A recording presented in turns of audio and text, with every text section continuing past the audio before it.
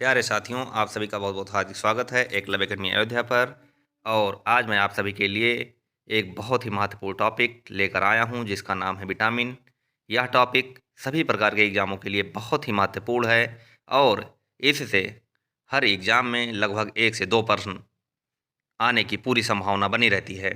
तो आज के टॉपिक में हम चर्चा करेंगे, विटामिन क्या है, विटामिन की खोज कब और किसने की थी, विटामिन कितने प्रकार के होते हैं, विभिन्न प्रकार के विटामिनों के रासायनिक नाम और विभिन्न प्रकार की विटामिनों की कमी से होने वाला रोग कौन-कौन सा है, विभिन्न प्रकार के विटामिनों के स्रोत क्या हैं।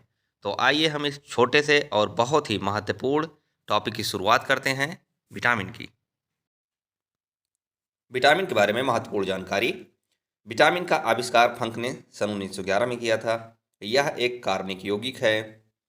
घुलनशीलता के आधार पर विटामिन को मुख्य रूप से दो भागों में बांटा जा सकता है, जिसमें पहला है जल में घुलनशील विटामिन, दूसरा है वसा में घुलनशील विटामिन। बात करेंगे जल में घुलनशील विटामिन की, तो ये विटामिन बी और विटामिन सी, ये दोनों जल में घुलनशील विटामिन के अंतर्गत आते हैं। वसा में घुलनशील विटामिन को देखें तो विटामिन ए, डी, ई और के, ये विटामिन जो हैं वसा में घुलनशील विटामिन होते हैं। अब बात करेंगे विटामिन और उनके रासायनिक नाम की। विटामिन ए का रासायनिक नाम रेटिनाल है। विटामिन बी1 का रासायनिक नाम थायमीन है। विटामिन सी का रासायनिक नाम एस्कॉर्बिक एसिड है। विटामिन डी का रासायनिक नाम कैल्सीफेराल है।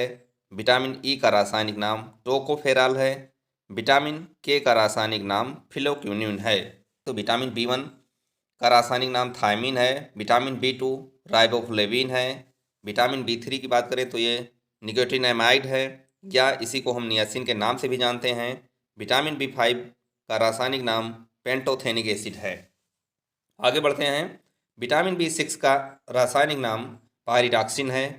विटामिन बी7 का रासायनिक नाम बायोटीन है। विटामिन बी11 का रासायनिक नाम फॉलिक एसिड है। विटामिन बी12 का रासायनिक नाम साइनोकोबालामीन है। अब हम आगे बात करेंगे विटामिन की कमी से होने वाले रोग के बारे में। विटामिन ए, विटामिन ए की कमी से रतौंधी रोग, सूक्ष्म छिपाक रोग, संक्रमणों का खतरा। विटामिन बी1 की कमी से बेरी, विटामिन सी की कमी से स्कर्बी, मसूड़ों का फूलना। विटामिन डी की कमी से रिकेट्स। विटामिन ई की कमी से जनन शक्ति का कम होना।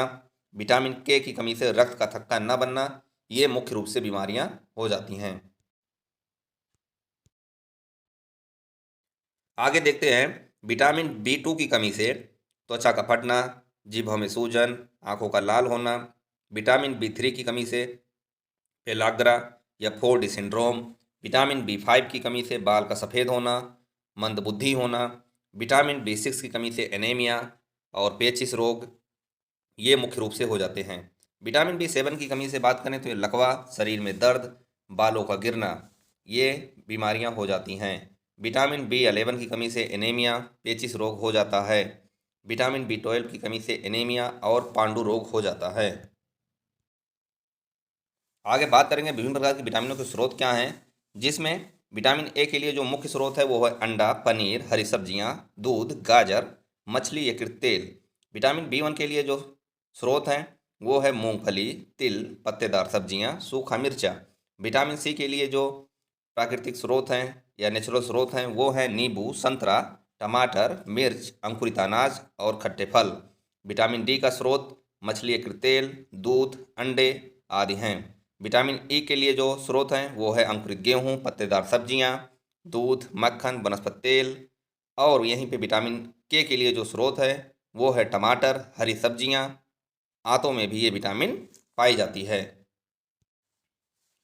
विटामिन बी2 के स्रोत की बात करें तो ये खमीर, कलेजी, मांस, हरी सब्जियाँ और दूध में पाया जाता है। विटामिन बी3 मांस, मूंगफली, आलू, टमाटर, पत्तेदार सब्जियों में पाया जाता है। विटामिन बी5 के लिए बात करें तो विटामिन बी5 का जो स्रोत है वो है मांस, मूंगफली, टमाटर, दूध।